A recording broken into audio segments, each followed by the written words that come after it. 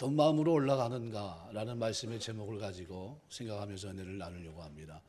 시편 120편에서 134편은 성전에 올라가는 노래입니다. 하나님 앞에 나아갔던 이스라엘 백성들의 모습을 그대로 반영해 주고 있는데, 가장 머릿말에 속할 수 있는 120편은 그 많은 15편 가운데서도 가장 중심이 되는 것이 아닌가. 신앙을 크게 얘기하면 하나님 사랑하고 이웃 사랑하는 겁니다. 율법은 두 가지로 나눠져 있습니다. 하나님을 어떻게 사랑하느냐, 1계명에서 4계명을 통해 말씀하고 있고, 5계명에서 10계명까지는 이웃을 어떻게 사랑해야 되느냐를 말합니다. 하나님을 사랑하는 자들을 성경에서는 경건한 자라고 표현합니다. 유세베이아라는 말은 하나님을 잘 섬긴다는 것이고, 또 불법을 행하는 사람들은 5계명서부터 6계명까지, 10계명까지 6개 계명에 속해 있는 사람과 사람 사이의 관계입니다. 로마서 1장, 2장을 보시면 사도 바울이 그 부분을 얘기합니다. 자여인, 예수를 믿지 않는 사람들은 구원받지 못했기 때문에 하나님 앞에 경건하지도 못하고 사람들의 불의를 행합니다. 예수 믿는 오늘 우리는 먼저 앞부분이 잘 돼야 됩니다. 하나님과의 관계, 이 경건함이 바르게 세워져야 될 줄 믿습니다. 왜냐하면 이것이 바르게 세워질 때 신앙생활을 바르게 할 수 있습니다. 하나님의 뜻대로 살 수 있고 불법 가운데 살지 않고 의롭고 거룩하게 살아갑니다. 그래서 산상선교를 보시면 예수님께서 마태복음 5장에서 7장까지 말씀을 통해서 하나님의 백성들이 어떻게 사는 것이 좋은가, 비잉을 통해서 말씀합니다. 무엇을 하는 것보다도 먼저 어떤 사람이 되느냐를 말합니다. 심령이 가난한 자, 애통하는 자, 이런 사람들이 복이 있다 말씀하시면서 팔복을 얘기하십니다. 팔복은 하나님과 관계가 바르게 세워진 사람들의 삶의 모습 속에 나타나고, 그 말씀을 하신 후 마태복음 5장 마지막 절에 보면 여러분이 잘 알고 있는 빛과 소금의 비유가 기록이 되어 있습니다. 이웃과의 관계 속에서 불의를 행하지 않고 거룩하고 의롭게 사는 삶을 그제서야 살 수 있다는 거예요. 하나님과 바른 관계가 바르게 정립이 되면 이 땅에서 빛과 소금과 같이 살게 되는 줄 믿습니다. 그 일에 쓰임받는 저와 여러분 다 되시길 주의 이름으로 축원합니다. 구약에 기록되어 있는 요셉을 제가 설명을 하겠습니다. 요셉은 부모님으로부터 사랑받는 아들이었어요. 그 집은 부잣집입니다. 아브라함, 이삭, 야곱은 그야말로 요즘으로 말하면 갑부집이에요. 그 집안의 다음 세대를 이어갈 수 있는 후계자가 요셉입니다. 근데 어느 날 형들의 미움을 통해서 버림을 받게 됩니다. 구덩이에 던져졌고 노예로 팔려가요. 그가 꾼 꿈은 분명히 아버지와 형들이 자기 앞에 엎드려 절하는 건데, 자기 앞에 현실은 어떻습니까? 대단히 어려운 환경이 전개가 됩니다. 노예로 팔려갔고 노예 생활이 시작됩니다. 만일 노예로 팔려갔고 그렇게 됐을 때 부잣집 아들이라고 한다면 아마 그런 생각을 할 것 같아요. 나는 이렇게 살 사람이 아니다. 어떻게 해서라도 나는 탈출해야 되겠다. 그런데 성경을 보면 요셉이 탈출을 기도했다든가 탈출을 하다가 잡혀서 붙잡혀 왔다든가 그런 내용이 전혀 없어요. 감옥에 갇혔는데 감옥을 주관하고 있는 감옥장이 그에게 모든 것을 맡깁니다. 왜 맡겼을까요? 성실하기 때문에. 거기에 최선을 다하고 있어요. 이 사람 미친 사람 아니야? 어떻게 해서라도 감옥에서 어떻게 해요? 집으로 연락을 해야 될 겁니다. 아버지, 제가 여차여차해서 여기까지 왔습니다. 자세한 형편은 소개할 수 없지만 아무튼간 제가 지금 감옥에 있습니다. 뭐 갖고 와야 돼요? 재물을 싸갖고 오셔서 저 풀어주셔야 됩니다. 아마 이거를 백방으로 수소문하고 길이 없는가 알아보고 그런 삶을 살아야 될 사람이 누굽니까? 요셉이에요. 그런데 이상하게도 그 속에서 젖어 있어요. 감옥 생활에 젖어 있고 아무런 항거도 하지 않는 것 같고 그 속에서 살아가고 있어요. 그런데 성경은 창세기 39장에 보면 요셉의 삶을 하나님이 함께 하심으로 그가 범사에 형통하였더라. 뭐가 형통하다는 겁니까? 아무것도 없는데, 기가 막힌 상황에 처해 있는데 가슴 아픈 장면인데, 그런데 성경은 하나님이 그와 함께하고 있고 그는 형통하다고 얘기합니다. 뭘 얘기했을까요? 경건입니다. 하나님과 관계 속에서 그가 경건합니다. 부잣집 아들로 있을 때나 노예로 있을 때나 감옥으로 갇혀 있을 때나 그 삶에 하나님과의 관계가 흔들림이 없어요. 변함없는 모습이에요. 그 경건함은 부잣집 아들로 잡혀있던 그가 이제 보디발의 집에 잡혀서 종살이가 시작됐는데 그 주인집 아내가 자기를 계속해서 날마다 어떻게 해요? 유혹을 합니다. 그런데 흔들림이 없어요. 뭐가 바르게 돼 있으니까요. 하나님과의 관계, 1계명, 4계명, 내가 어떻게 하나님 앞에서 죄를 얻으리요? 네, 그게 그 신앙이에요. 하나님 앞에서의 삶, 내가 어떻게 하나님 앞에서 죄를 얻으리요? 그게 요셉의 신앙, 하나님을 경외하는 신앙이에요. 우리의 신앙이 이 신앙 되시길 주의 이름으로 축원합니다. 이렇게 되니까 불의를 행합니까? 안 합니까? 네, 불의가 어떤 것이 몰라서 이 사람이 못하는 겁니까? 아니에요. 그런데 요셉은 그 속에서 경건한 사람으로 살아가요. 하나님이 축복하는 사람으로. 이 경건한 모습은 베드로후서에 보면 마지막 때 사도 베드로가 주님의 재림을 간절히 사모하는 사람들의 삶 속에 있어야 된다고 말합니다. 경건함과 거룩함을 가지고 주의 나라가 임하기를 간절히 바라보고 사모하라. 마지막 때를 사는 성도들이, 그죠? 마지막 때는 롯의 때와 같고 노아의 때와 같으리라 그랬어요. 집을 지고 시집가고 장가가고 밭을 갈고, 어떤 사람은 데려가감을 당하고 어떤 사람은 버림을 당합니다. 그런데 그 중심에는 뭐가 있다는 거예요? 하나님 경외하는 신앙이, 하나님 사랑하는 그 신앙이 중심에서 흔들림이 없어요. 이것이 예배자예요. 우리의 전생에는 하나님을 사랑한다는 고백 속에서 경건하게 예배하는 예배예요. 그렇게 사시길 주의 이름으로 축원합니다. 흔들림 없는 모습, 변함없는 모습. 오늘 본문에 지난 시간은 121편을 생각했어요. 121편, 내가 산을 향해 눈을 들리나 나의 도움이 어디서 올고 나의 도움이 천지를 지으신 여호와에게서로다. 하나님 어떻게 도우십니까? 그것을 실족하지 않게 하나님은 너를 도우시는데 지키시면서 졸지도 않고 주무시도 않으면서 내 오른편에서 능력으로 함께 하시면서 내 그늘이 되게 하시겠다. 낮에 해가 밤에 달도 너를 상치 않게 하겠다. 너의 출입을 지켜주겠다 하면서 내가 이렇게 도와주마.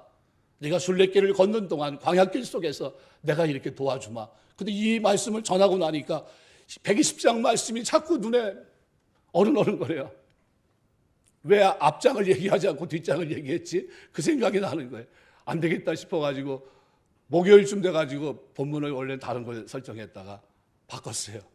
그래서 금요일서부터 어제 오늘 주일까지 이 말씀 묵상하면서 이 말씀을 나누려고 합니다. 여러분, 우리가 하나님 앞에 경건하게 사시길 주의 이름으로 축원합니다. 이 경건하게 사는 사람들은 삶에 뭐가 있어요? 기쁨이 있어요. 그런데 오늘 본문에 기록되어 있는 이 모습을 보면 성전에 올라가는데 환경이 어때요? 환란이라는 환경이 그 앞에 펼쳐져 있습니다. 이 환란은 자세히 보시면 자신이 메색에 머물고 계달의 장막 중에 머물렀기 때문에 일어난 환란입니다. 이 환란은 2절에서는 거짓된 입술과 속이는 혀로 인한 내 생명을 지켜달라고 말할 수밖에 없는 환란입니다. 쉽게 말하면 어려움 속에 말로 인한 고통이에요. 우리가 세상을 살다 보면 원하지 않는 환경을 경험할 때가 있습니다. 그때 여러분, 그 환란 속에서 경건한 사람은 기도하게 될 줄 믿습니다. 기도의 자리로 나오게 되시길 주의 이름으로 축원합니다. 오늘 본문에 보니까 기도하는데 어떻게 기도합니까? 부르짖어 기도하고 있어요. 부르짖었다. 카라라고 하는 말은 법정에서 큰 소리로 자신의 의로움을 호소할 때 사용된 단어입니다. 아닙니다. 저는 그런 적이 없습니다. 저는 그런 불법을 행한 사람이 아닙니다. 이 얘기를 할 때 카라라는 단어, 그를 하나님 앞에 어떻게 살고 있어요? 하나님, 저는 하나님 섬기는 사람입니다. 저는 하나님 앞에 바르게 살고 있습니다. 저는 하나님 말씀대로 살고 있습니다. 이게 시인의 모습이에요.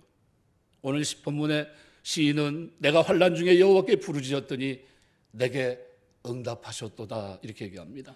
두 가지 상태가 이 속에 포함되어 있습니다. 환난 중에 있다고 하는 것과 하나님의 응답으로 환란이 떠났다고 하는 것. 그런데 그 사이에는 두 상황의 연결고리는 여호와께 부르짖었더니라는 게, 하나님, 언약의 하나님께 부르짖었더니 하나님이 환란 가운데서 나를 어떻게 해요? 내 기도를 들으시고 응답하셨다는 거예요. 그래서 환란은 부르짖음을 응답을 우리에게 가다 줍니다. 이 정도 되면 하나님께서 우리의 삶을 왜 가끔 원하지 않는 삶으로, 고난 속으로, 시련 속으로, 고통 속으로 몰아넣는지 알게 됩니다. 왜요? 평안할 때는 죄를 짓는데 익숙해져요. 나도 모르는 사이에 세상 사람들의 삶의 구조로 다가갑니다. 뭐 다 그런데 뭐 나만 그런 게 아니야. 어느 교회 목사도 그런데 뭐 요즘 다 그래. 그러면서 어떻게 해요? 합리화시켜요. 불의를 행하는데 이번 한 번은 뭐 괜찮겠지, 이렇게 얘기합니다. 그런데 경건한 사람은 어떻게 해요? 아니야, 누가 그래도 아무리 그래도 나는 하나님의 사람이지, 그럴 수 없지, 돌았습니다. 환난은 우리로 하여금 하나님 앞에 기도하고 내 삶을 돌아보게 하는데, 편안함은 어떻습니까? 하나님 앞에 죄를 짓게 할 확률이 대단히 높습니다. 구약성경에 기록되어 있는 다윗이 사무엘하 11장 1절에 보면 부하 장수들은 다 전쟁터에 나갔어요. 그런데 편안히 잠을 자는데 언제 잠을 깹니까? 저녁쯤에 일어나요. 그리고 죄를 짓습니다. 간음죄를. 이러한 맥락에서 게으름과 나태함에 빠질 정도로 편안한 삶은 때로는 우리에게 어려움을 줍니다. 근데 하나님이 우리의 삶에 개입하셔서 이 세상 구조 속에서 고통하게 하고 고민스러워하게 하고 잠 못 이루게 하고 하는 이유가 있어요. 이것이 하나님의 사랑의 은혜인 줄 믿습니다. 사랑하기 때문에 주시는 고난이에요. 하나님께서 우리에게 주시는 고난, 고통의 의미를 우리가 잘 깨닫게 되시길 바랍니다. 왜냐하면 그것이 나로 하여금 하나님 앞에 바르게 살게 해요. 그 시련이 나로 하여금 하나님 앞에 기도하게 하고, 그 고통이 나로 하여금 하나님 앞에 무릎 꿇게 합니다. 그 환경이 나에게 원하지 않는 환경인데 그 환경을 주신 하나님의 뜻을 이루게 하십니다. 섭리 가운데. 그러므로 우리는 고난이 닥쳐와도 상심하거나 좌절하지 말고 믿음과 확신을 가지고 하나님 앞에 가까이 가시면서 부르짖을 수 있는 여러분 되시길 주의 이름으로 축원합니다. 왜냐하면 이 고난을 주신 이유는 하나님 앞에 기도하게 하기 위해서. 그래서 스펄전 목사님 같은 경우는 고난은 하나님이 우리에게 주시는 축복이다. 고난 때 기도하는 것은 하나님의 전에 확성기를 가지고 기도하는 것과 같다, 이랬습니다. 고난 때 기도하는 게. 뭐 때문에 고난했느냐, 오늘 본문에 보니까 거짓된 입술과 괴사한 혀, 이렇게 얘기합니다. 거짓된 입술, 거짓된 쉐케르라는 말은 배신의 행위를 말합니다. 거짓말.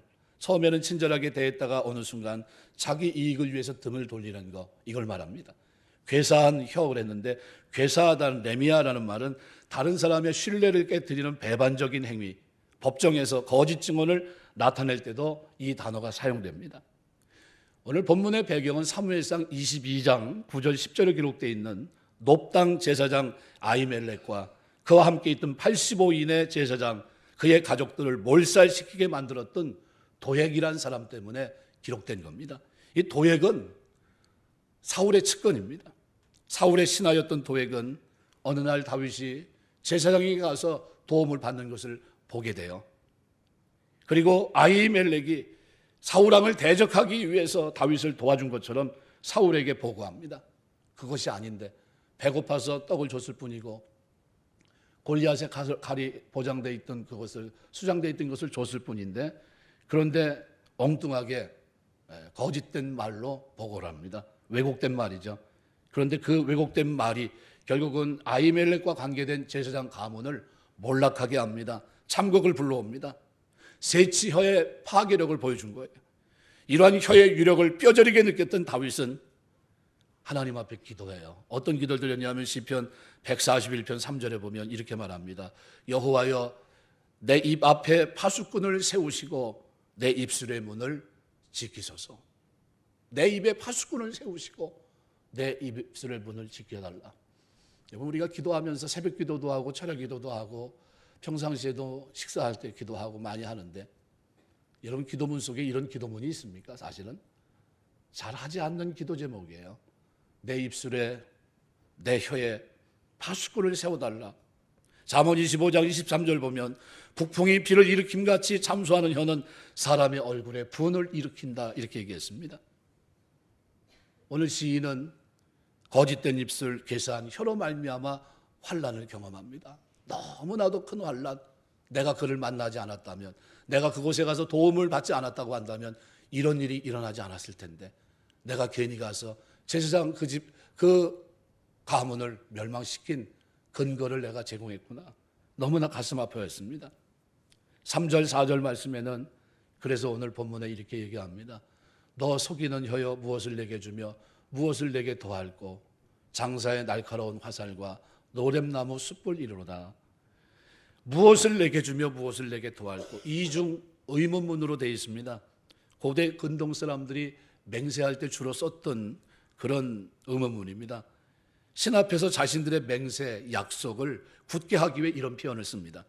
한 사람이 약속을 어기는 자에게는 신이 내게 무엇을 주며 무엇을 더할꼬 이렇게 얘기하면 다른 사람이 이런 저주와 심판이 내게 더할 것이다 하면서 맹세를 했던 겁니다. 그런데 오늘 본문은 더할꼬, 야사프라는 말은 추가해서 더한다는 뜻인데 맹세가 아닌 괴사한 혀 위에 하나님의 심판이 임할 것을 말합니다. 그래서 4절은 장사의 날카로운 살, 로뎀나무 숯불이 이러한 악한 대적에게 내려지기를 원하는 심판과 저주를 말씀하고 있습니다. 이 장사의 날카로운 화살은 괴사한 여가 행한 대로 동일한 죽음의 심판이 그들에게 임하기를 기도하는 것이고, 로뎀나무 숯불은 뿌리가 열을 오래 간직하는 성질을 가졌습니다. 근동 지역에 수수로는 최고의 나무가 로뎀나무입니다. 이 표현은 하나님의 형벌의 지속성과 큰 고통을 나타내는 겁니다. 그래서 어떤 학자는 이 두 가지 장사의 날카로운 화살, 로뎀나무 숯불을 와이저 같은 사람은 그렇게 말합니다. 육체의 죽음과 영혼의 멸망을 말하고 있다 이렇게 보기도 합니다. 날카로운 화살로 육체는 예측하지 못한 시간에 화살로 인해 죽음을 맞이하게 되고, 죽은 후에는 영원한 고통을 말합니다. 지옥으로 떨어져 지옥의 뜨거운 불심판을 받게 되는 것을 보여준다 이렇게 얘기하기도 합니다. 어떻게 됐든 간에 오늘 본문에 기록된 대로 이 환난에 대해서 혀로 인해 시작됐던 거짓된 입술과 속이는 혀에서 생명을 거저달라고 부르짖던 시인에게 오늘 그 장면을 계속해서 설명해 가고 있습니다. 세 번째로는 오늘 본문에 보니까 5절에서 7절까지 보니까 매색에 머물며 계달의 장막 중에 머무는 것이 내게 화로다. 거짓과 괴사가 만연한 땅에서 떠나고자 하는 자신의 의지를 시인이 5절에서 7절까지 쭉 기록하는데, 특별히 5절 6절에 보면 매색과 계달이 나옵니다. 매색은 창세기 10장에 보면 두발과 함께 거명됐던 인명입니다. 인명 이름인데, 본문에서는 그의 후손인 대부분의 사람들이 흑해, 아락시스 사이에 위치한 코카소스 남동쪽에 거주했던 야만족을 말합니다. 게달은 이스마엘 후손으로 아라비아 반도를 누리면서 약탈을 일삼던 무리로서 팔레스타인 북쪽, 남쪽 지방에 거주했던 민족을 말합니다. 두 나라는 지리적으로는 맞지가 않아요. 이스라엘 주변에서 이스라엘을 괴롭혔던 이방 국가를 가리키는 겁니다. 본문에서는 시인 주위에 있던 잔인한 대적들을 상징한 말로 우리가 이해하면 됩니다. 시인은 이처럼 거짓과 괴사로 가득한 대적들과 함께 거하는 것, 그들과 함께 그들의 약탈을 당하면서 사는 것이 얼마나 힘들고 고통스러운 것인가, 이것이 얼마나 큰 환난인가 하는 것을 말합니다. 사실 우리가 살고 있는 이 세상은 어떤 세상입니까? 매색과 계셀입니다. 끊임없이 어떻게 해요? 반복되는 거짓된 입술과 괴사한 혀로 가득 차 있습니다. 그래서 법정 다툼하는 일이 비일비재하고, 또 좋은 변호사를 쓰기 위해서 몸부림치고 있고, 또 재판에 이기기 위해서 이렇게 하는데 재판은 또 온전한 재판이 됩니까? 그러지 못할 경우도 많이 있지 않습니까? 결국 이 두 나라는 이스라엘 백성들에게 괴로움을 더했던 나라들을 표현하고 있습니다. 우리가 순례길을 살면서 경건하게 살려고 할 때 세상은 결코 우리에게 호락호락하지 않다는 거예요. 원하지 않는다는 겁니다. 우리가 사는 거룩한 삶을 추구하고 있지만 세상은 거짓되고 계속해서 우리에게 어려움을 증폭시킵니다. 이처럼 거짓과 괴사로 가득 찬 대적들과 함께 거하는 것이 얼마나 힘들고 얼마나 고통스러웠는지 시인은 그렇게 얘기합니다. 나는 여기 살 사람이 아닙니다. 그래서 오늘 본문의 5절 6절에 보면 머문다 거주한다라는 표현을 쓰고 있어요. 머문다 거주한다는 이런 표현은 여관에 들어가서 자고 그 다음 자기의 길을 가는 것을 말합니다. 영원히 거하는 것이 아니라는 거예요. 잠깐 거주했다 지나가는데도 고통스러운 장면을 말합니다. 심지어 자신의 삶을 6절에서는 그렇게 말합니다. 내가 화평을 미워하는 자들과 함께 오래 거주하였도다. 화평을 미워한다는 게 아무리 공의롭고 하나님 앞에 바르게 살자 얘기해도 이 사람들은 어때요? 죄로 인해 오염되어 있고 죄로 인해 죽어 있기 때문에 원하지 않아요. 네가 바꿔야지 왜 우리가 바꾸냐는 게 지금까지 아무런 문제가 없고 불법을 행하더라도 모두가 다 동조하고 있는데 왜 너만 올바른 소리를 하냐는 거예요. 그렇게 하지 말라는 게 쫓아오라는 겁니다. 전에 제가 공무원 생활하던 후배가 있어서 그런 얘기를 했는데 어느 날 그만뒀어요. 야 공무원 되기도 힘든데야 왜 그만뒀냐 물어봤더니 하는 말이 제가 중간 역할을 합니다. 그래서 무슨 중간 역할? 그랬더니 사실은 상납하는데 중간권입니다. 그래서 뭐 이렇게 해가지고 남는 수익금이 이렇게 되면 위에 뭐 부장한테 얼마, 누구한테 얼마 그거 쭉 나눠준다는 게 제가 말단인데 제가 그 역할을 하는데 신앙상 못하겠다는 게 그러냐고 기도하면서 이겨나가야지. 내가 그랬어요. 그랬는데 어느 날 그만뒀어요. 왜 그만뒀냐 했더니 신앙 양심상 못하겠다는 거예요. 아니 못하는 건 좋은데 못하는 걸 거기서 못한다고 그랬어야지 왜 그만두고 나와서 가족을 힘들게 하냐고. 그러지 말았어야 되는데 다니엘이 어려움을 처했는데 포로로 잡혀갔는데 이거 불법이라 난 더 이상 여기 못 있겠다. 튀쳐나오면 됩니까? 안 되죠. 그럼 하나님의 능력도 나타나지 않았을 거예요. 그래서 그 환경에서 어떻게 살아야 됩니까? 나는 하나님 경외하는 사람으로 경건한 사람으로 어떻게 해요? 살았어야지. 하나님 앞에 고민을 가지고 하나님의 전에 올라와서 부르짖었어야죠. 하나님 도와주셔야 됩니다.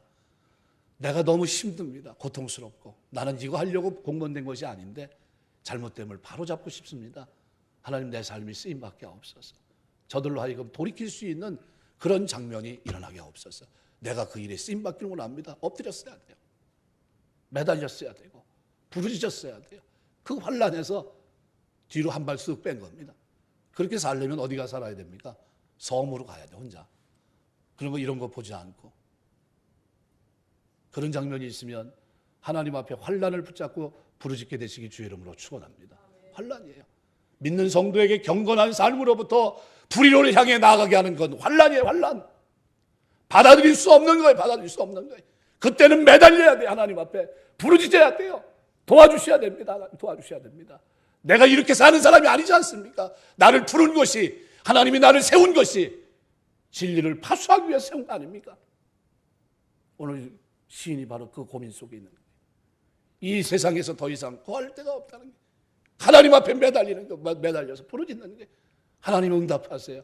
얼마나 하나님께 이 기도가 합당한 기도였는지 기도하자마자 부르짖었더니 내게 응답하셔도다 붙여버리고 있어요. 그냥 하나님이 원하신다는 거예요.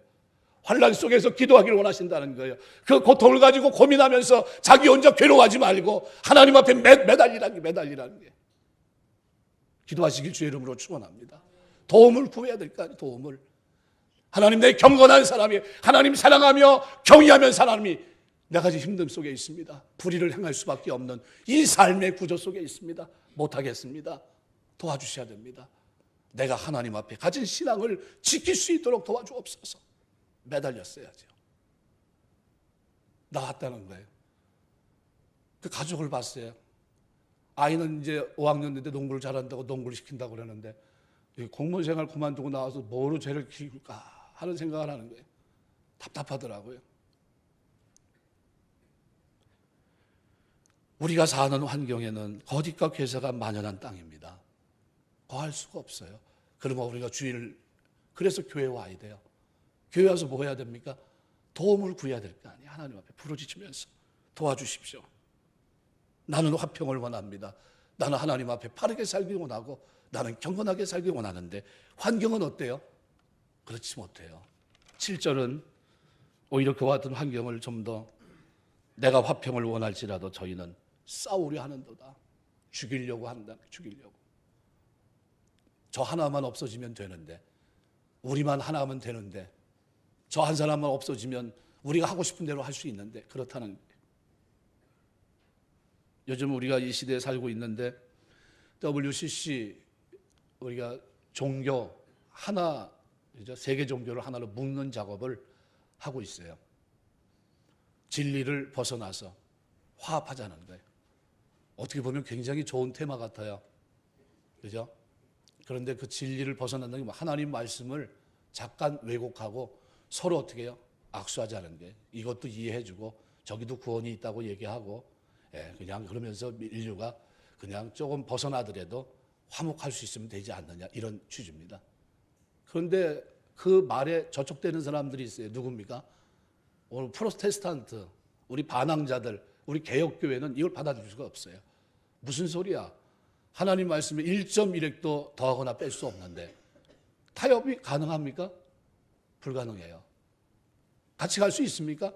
하나 될 수 없어요. 그러면 역사 속에서, 이 시대 속에서 결국 우리는 뭡니까? 기도할 수밖에 없어요. 도와달라고.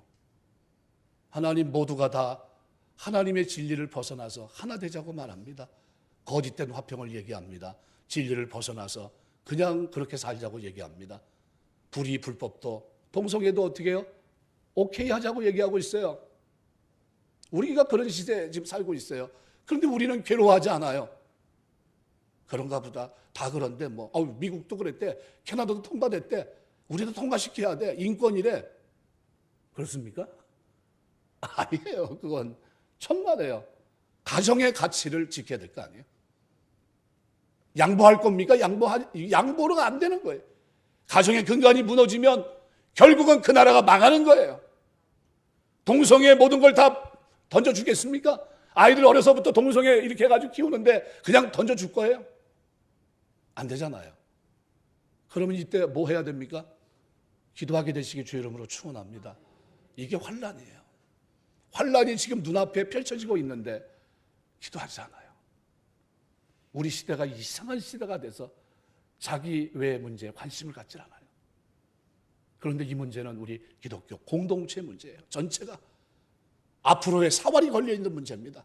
죽느냐 사느냐, 하나님의 진리의 말씀을 끝까지 신봉하고 살 것이냐. 이 제도가 통과되기 전에 우리 목소리를 내야 돼요. 피켓 들고 시위해야 됩니다. 교회가 정치 참여하냐고요? 우리 권리를 주장해야죠. 하나님 앞에 내 신앙을 표현해야 될 거 아닙니까? 선거할 때 반드시 선거하셔야 돼요.